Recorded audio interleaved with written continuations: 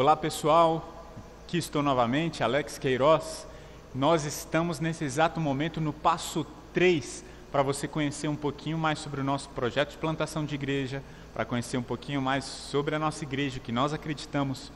Você com certeza, se você está ouvindo o passo 3, é porque você já ouviu os passos 1 e 2. Se você não ouviu ainda, por favor, vá lá, porque é muito importante ouvir nessa ordem cronológica. E aqui no passo 3, nós vimos no passo 1 um pouquinho sobre a nossa história, um pouquinho da igreja que nós queremos ser.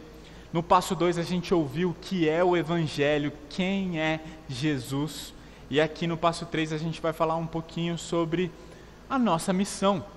Quais são as implicações dos cristãos que entenderam o que é o Evangelho?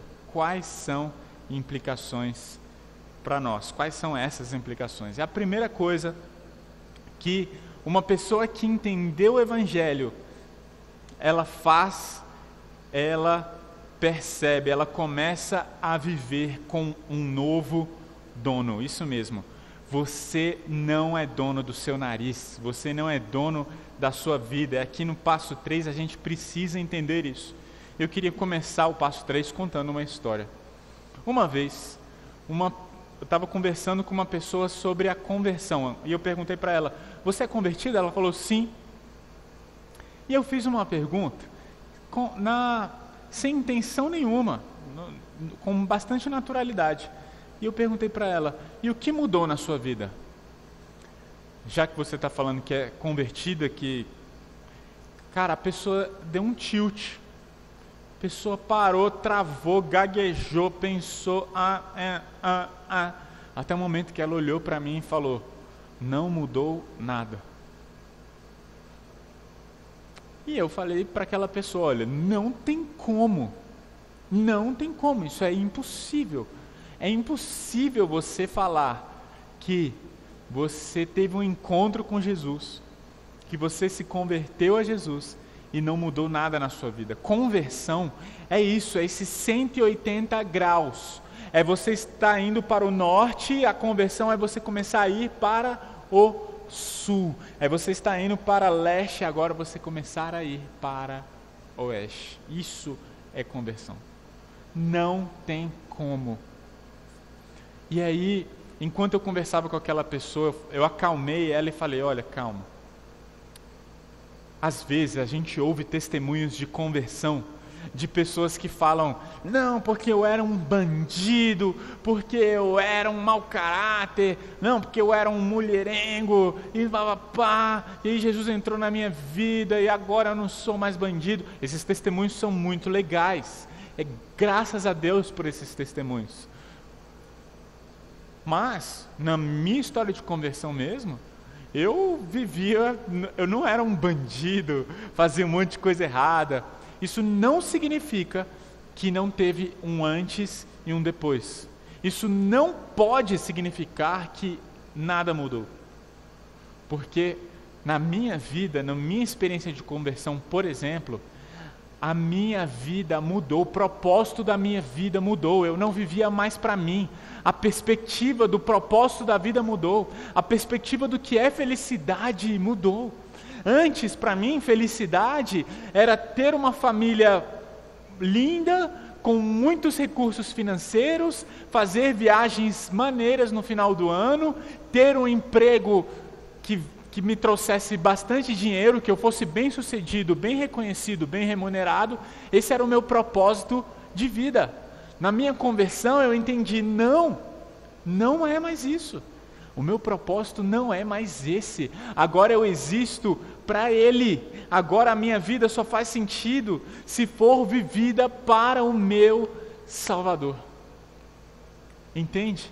E você, da mesma forma, isso que eu acabei de falar, não importa se a pessoa era um bandido, se ela era o cocô da vaca e tal, não importa.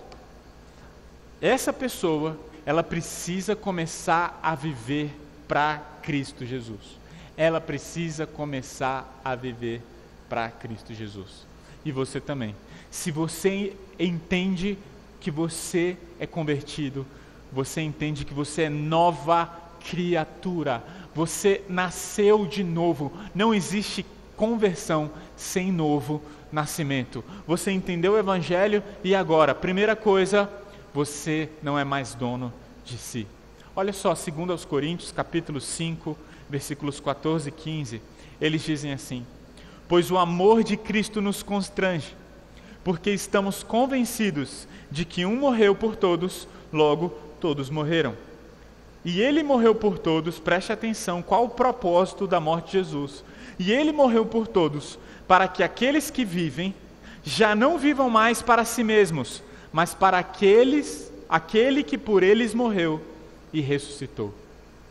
Ele morreu por todos, para que os que vivem não vivam mais para si mesmos, mas para aquele que por eles morreu e ressuscitou. Se você entendeu o Evangelho, se você crê no Evangelho, se você é um discípulo de Jesus, se você creu na mensagem do passo 2, agora você entende que a sua vida não é mais para você. Você vive para Jesus.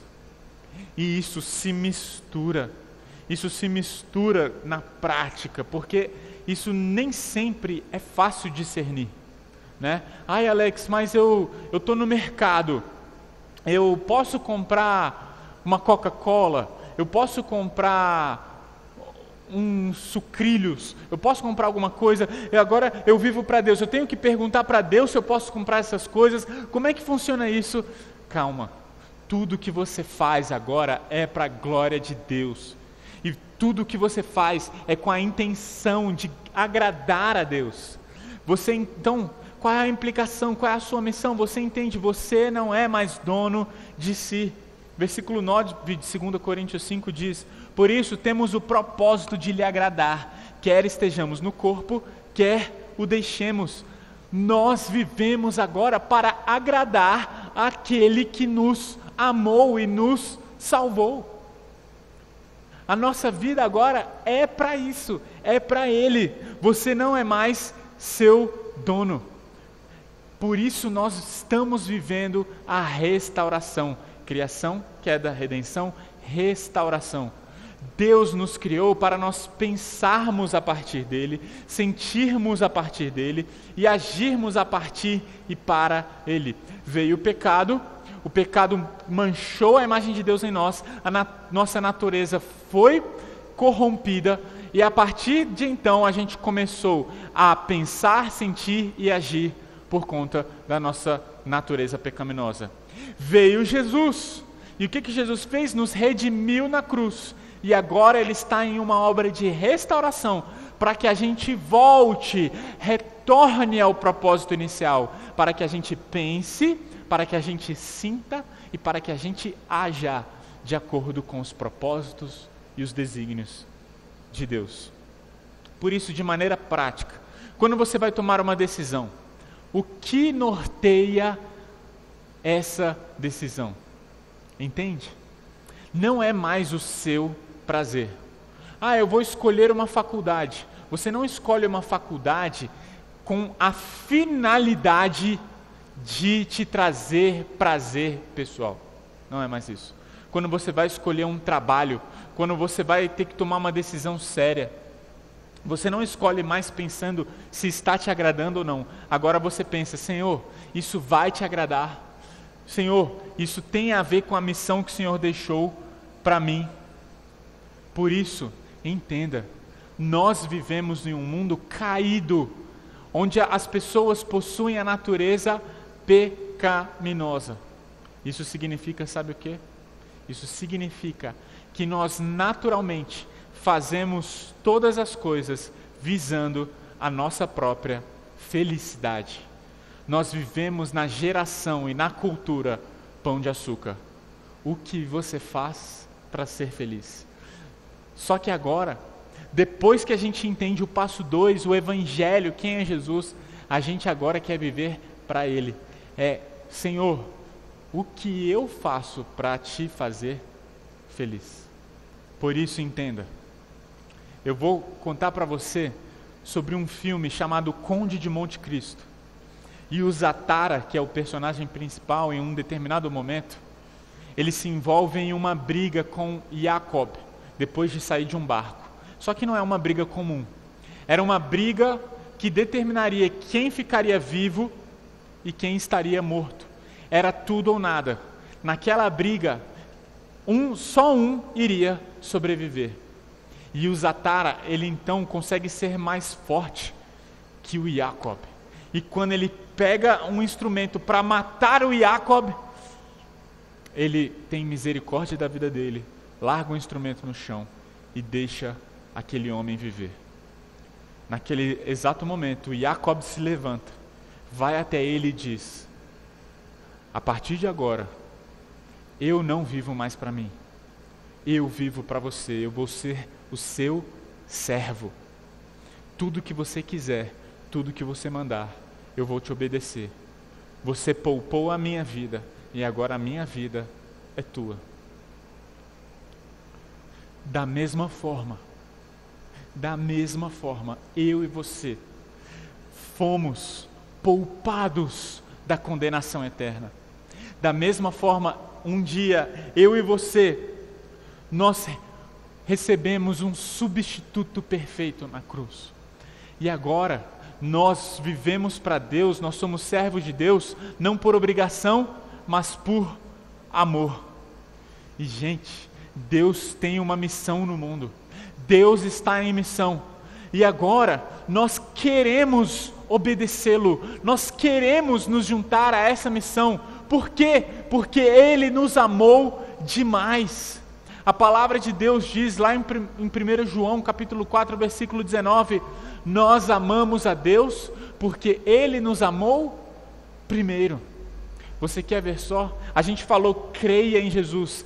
Creia em Jesus, nós precisamos apenas crer. Mas sabe qual é um sinal, uma característica dessa fé salvadora? É uma pessoa que o obedece. Jesus falou lá em João capítulo 14, 21, aqueles que aceitam meus mandamentos e lhes obedecem são os que me amam. Entende?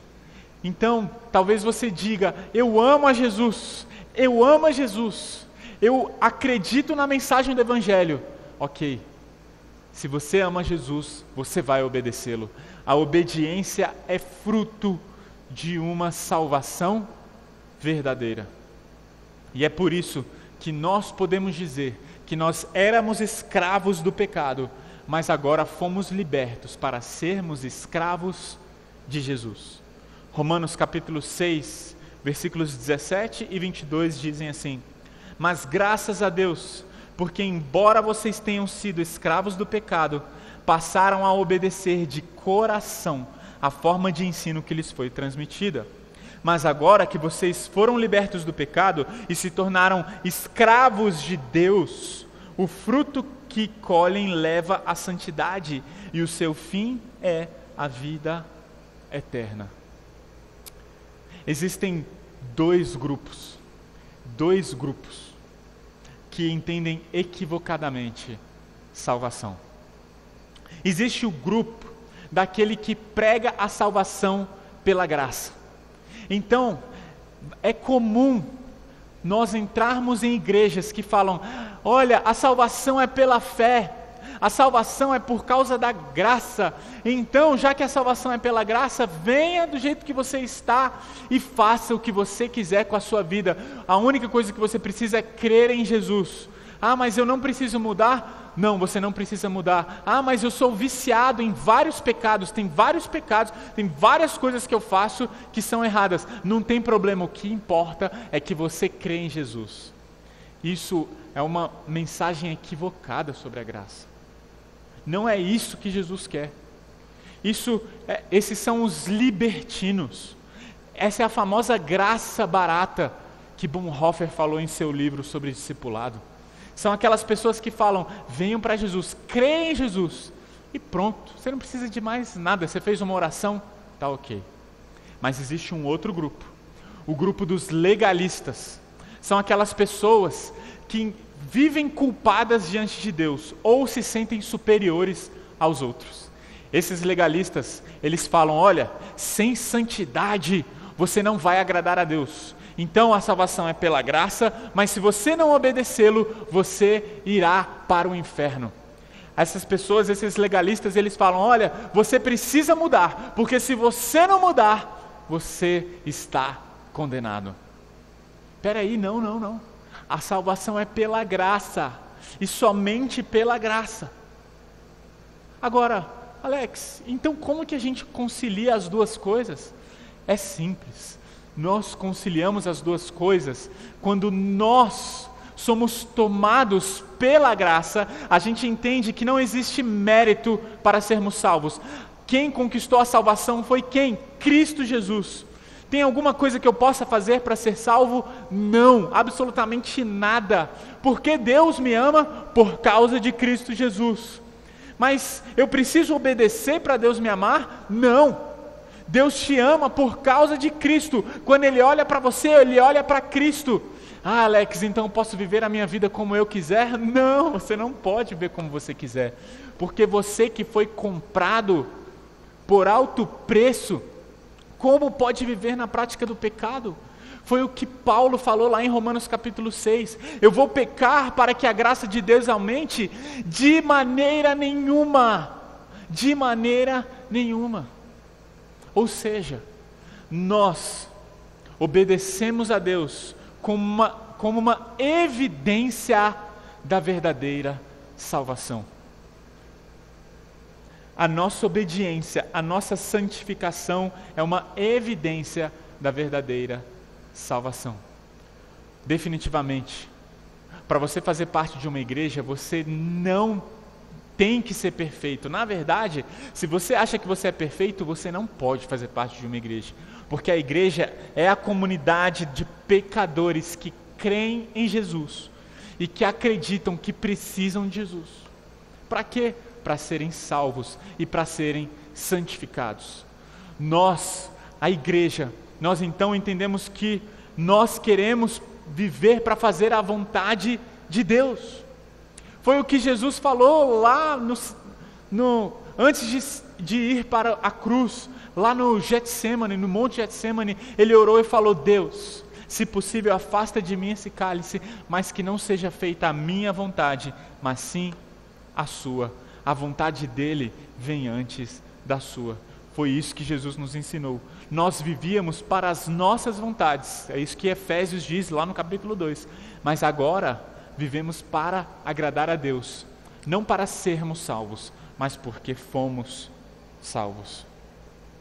E percebam, Deus tinha um propósito inicial quando nos criou. Ele nos criou à sua imagem e semelhança. Para quê? Como nós falamos no passo 2, para representá-lo, para representar o Deus santo, o Deus bom, o Deus misericordioso, o Deus que governava e governa sobre todas as coisas.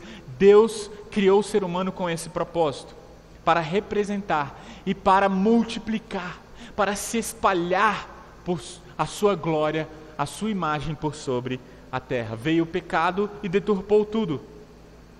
Entretanto, Jesus veio e nos salvou, e aqui eu quero te fazer uma pergunta.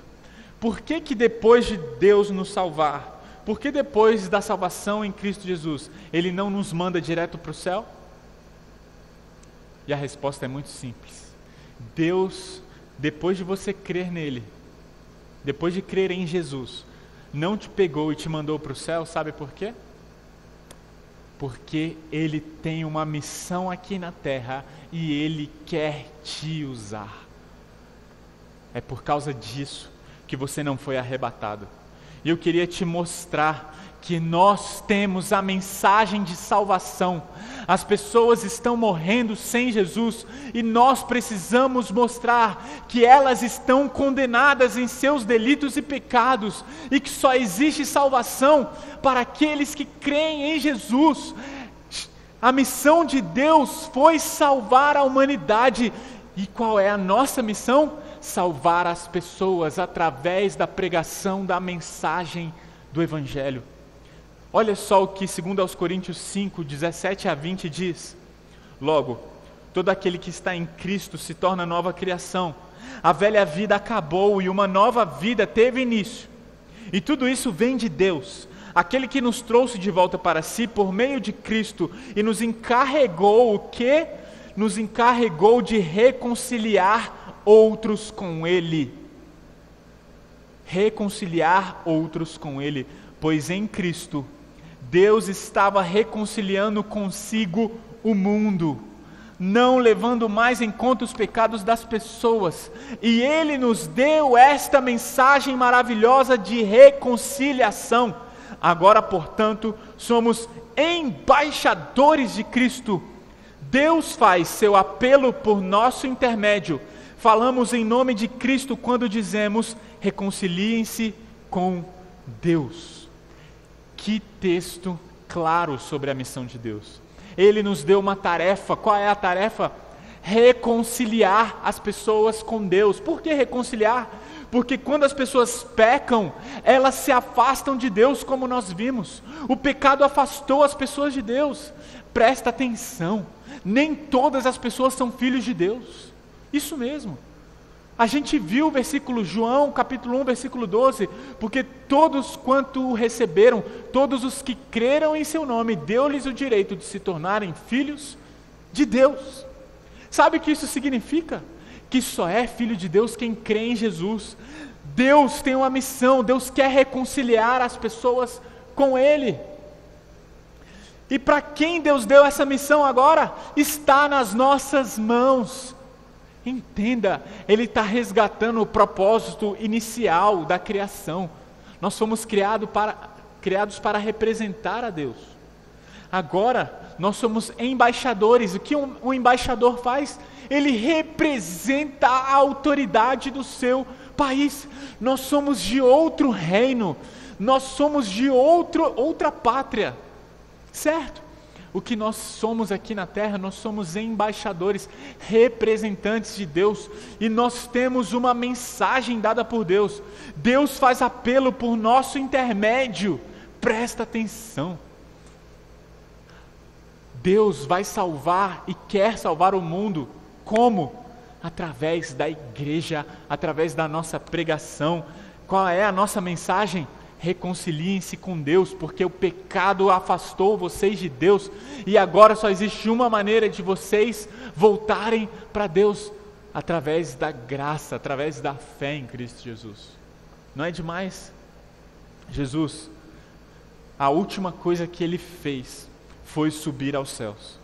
E sabe qual foi a última coisa que Jesus disse antes de subir? Imagina, Jesus estava pronto, ele veio ao mundo, morreu, ressuscitou e ficou mais 40 dias com seus discípulos. Sabe qual foi a última coisa que Jesus disse antes de subir? Mateus capítulo 28, de 18 a 20. Então Jesus aproximou-se dos discípulos e disse: foi-me dada toda a autoridade no céu e na terra.